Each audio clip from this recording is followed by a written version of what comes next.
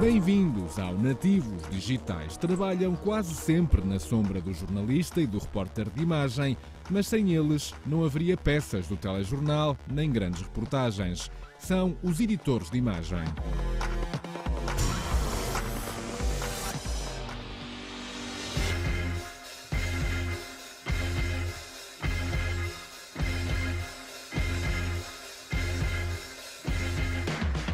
Se pensa que uma reportagem de televisão depende apenas do jornalista e do repórter de imagem, está enganado.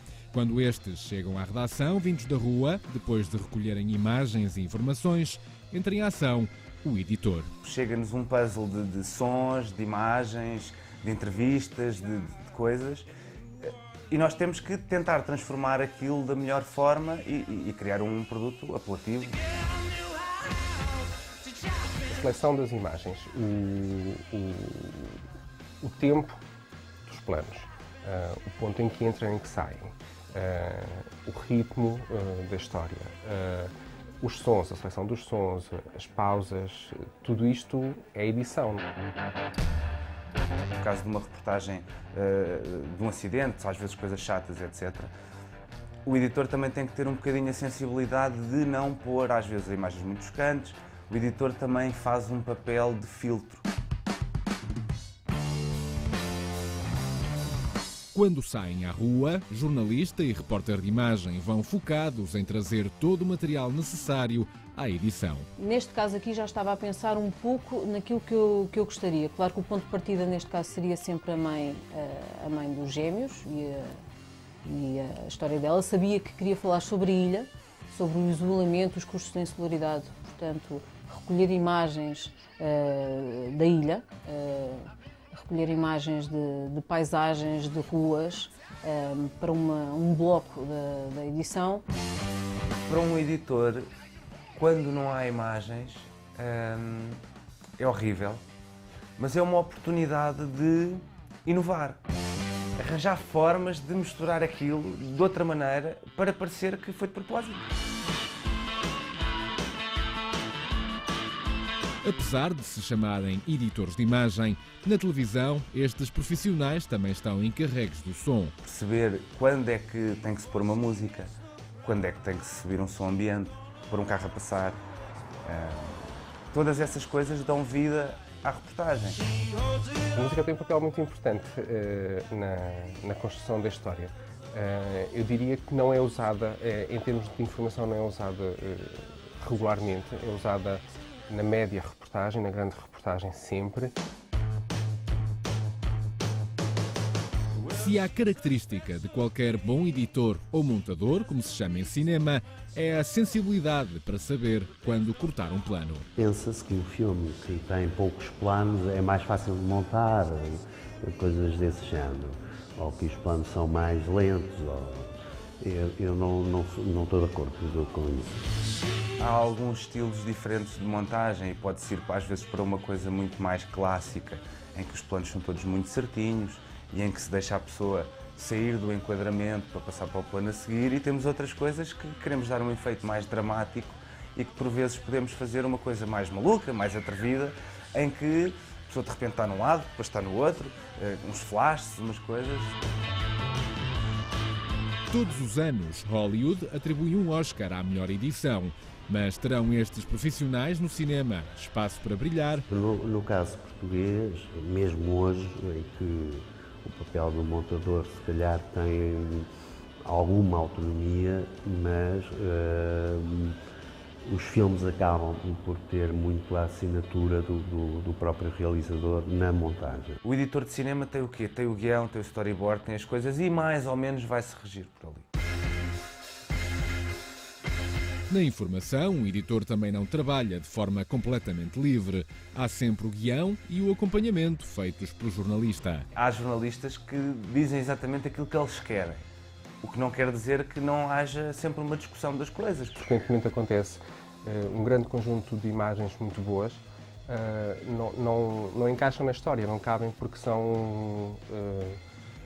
Não tem continuidade narrativa, muitas vezes, naquilo que se pretende transmitir, na ideia que se quer passar, e depois aqui impera sempre a notícia, não é? Já aconteceu ficar muito galvanizada com um plano, com uma situação, com um som, que depois na edição, pela maneira como a história foi construída, pela maneira como, no fundo, pela estética do editor, acaba por não funcionar. Ou seja, e vale a pena desapaixonarmos desse plano, dessa intenção, a bem do trabalho geral. Para manter uma visão neutra sobre uma história, deve um editor desconhecer o que vai montar até ao momento em que recebe as imagens. Walter Murch dizia que sim. Acho mais, pelo menos mais divertido, chegar à edição, à montagem, virgem, ou seja, não ter visto nunca nada. Mas pela minha experiência, não quer dizer que isso resulte melhor. O editor não deve conhecer as histórias e só deve estar na montagem para ter a maior transparência possível. Acho que é desejável na média e na grande reportagem, porque há um diálogo bom entre os jornalistas, repórteres de imagem e editores na construção dessa história, pois há coisas que se introduzem, narrativas que se introduzem, pontos de vista, e isso é um bom contributo. Vão-nos chegar, sei lá, 3 horas de imagens para fazer 5 minutos, ou para fazer 10 minutos. Portanto, nós temos que ter perfeita noção de que isto não interessa, isto não interessa, isto não interessa, e aproveita-se um bocadinho. Tem que se aproveitar o melhor do melhor do melhor. Em cinema, um filme pode levar meses a ser montado. Em televisão, os tempos são outros. Esta história que eu estou a editar agora é uma história para o 30 Minutos, que é um magazine de informação. São histórias de média-reportagem. Estas histórias são editadas em 2, 3, 4 dias. Já houve histórias destas que foram editadas no próprio dia, de manhã até um minuto antes de ter sido emitida. O primeiro dia é o visionamento do material que o jornalista trouxe.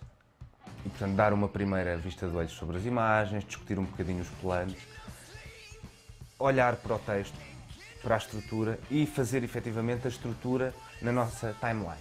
Pronto. Que é onde nós vamos pôr os quadradinhos todos de vídeo, de áudio, essas coisinhas todas. Para a informação diária é bastante diferente. Portanto, temos qualquer coisa entre, por vezes, 10, 15 minutos para montar uma história de 2 até, sei lá, 2, 3 horas. Geralmente não leva mais do que isto. Se já alguma vez teve uma sensação de déjà vu com uma imagem de alguém nas compras numa peça de um noticiário, provavelmente estava a ver imagens de arquivo. As imagens de arquivo vão-se buscar quando não existem imagens captadas daquilo que se pretende dizer, não é? Ou então quando se fala de efemérides. Lembro-me sempre de que no caso do Ministério das Finanças, que estamos sempre a ver aquela fachada, aquela porta, aquela não sei o quê. Não quer dizer que às vezes as imagens sejam sempre as mesmas, mas aquilo também não tem muito por onde dar. Portanto, filmado ontem ou filmado hoje, ou não sei o que, aquilo acaba por parecer sempre igual. Na última década, a montagem sofreu uma revolução com a passagem do linear para o digital. Eram 2 máquinas e fita para a frente, fita para trás, e era uma coisa muito mais certinha, uma coisa mais demorada. Se eu hoje preciso de uma imagem do arquivo da RTP, de uma história que foi emitida há 5 anos, eu posso acedê-la em menos de 2 minutos ou 3. Isto era uma coisa que não era possível. No cinema, a película também perdeu para o digital. Há um salto qualitativo muito grande por ter passado para o vídeo digital, sobretudo em termos, por exemplo, de som, permite logo constatar-se, por exemplo, certos efeitos.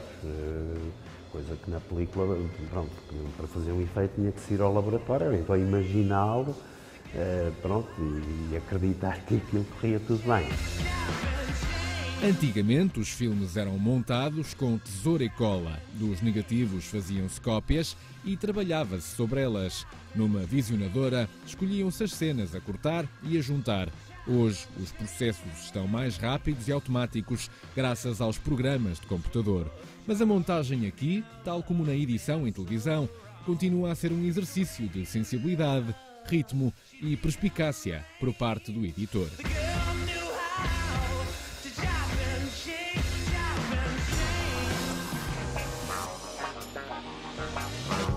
falarem com um editor, descobrem facilmente que logo a seguir a um realizador ou um repórter indecisos, o maior pesadelo que têm são as renderizações, ou como por vezes são chamados no meio profissional, os renders. Durante o processo de edição vão sendo adicionados diferentes trechos de imagem, efeitos e grafismos.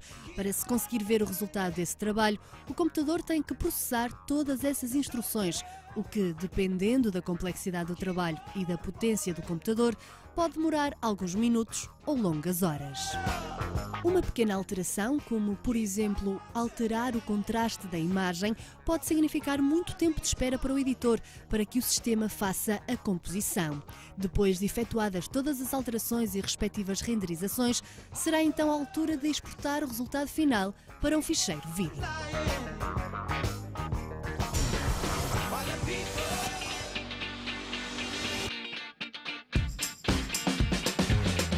A colocação de câmaras num evento desportivo, como um jogo de futebol, é uma ciência que não pode falhar. Se já esteve num estádio a ver um jogo transmitido na televisão, com certeza já reparou que a maioria das câmaras se encontra apenas de um lado do campo. Num estádio de futebol, há sempre um lado principal.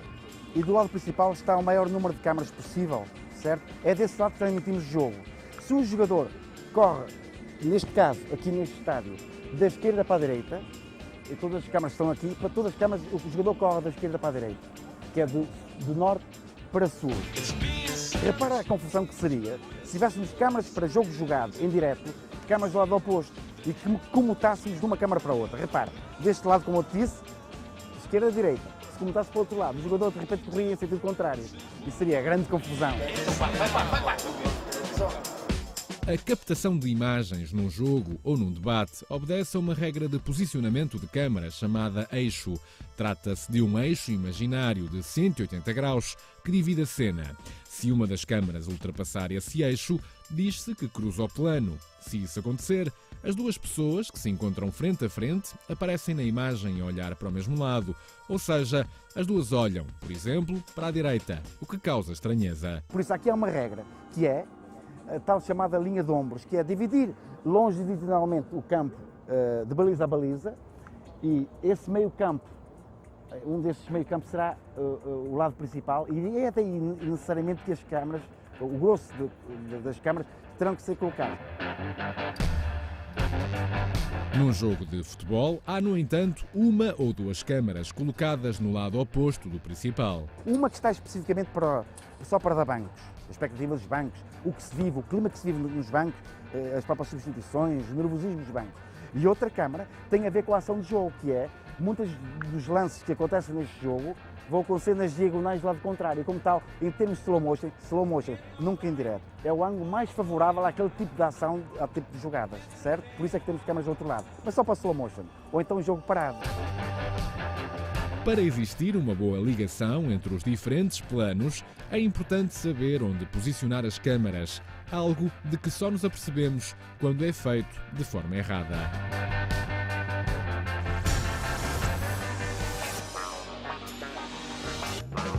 Walter Murch é quase uma lenda viva no mundo do cinema graças aos premiados trabalhos e inovações que fez nas áreas da montagem e do design de som. Em Num Piscar de Olhos, escreve de forma muito viva sobre conceitos e aspectos práticos da edição e faz uma curiosa ligação entre o ponto de corte de uma cena e o ritmo a que piscamos os olhos. Hoje não é necessário ter por perto uma dispendiosa câmara para filmar. Qualquer pessoa pode, em qualquer momento, apontar o telemóvel e começar a gravar. Também para editar esse pequeno vídeo não é necessário mais equipamento. Existem diversas apps que permitem uma edição básica de vídeo, seja de uma filmagem de férias ou de um acontecimento inesperado. Uma dessas aplicações móveis é a Magisto, grátis e disponível para iPhone. É tudo por hoje. O Magazine de Média da RTP2 regressa na próxima semana. Pode manter-se ligado ao Nativos Digitais em rtp.pt, faroldeideias.com e em facebook.com/nativosdigitais.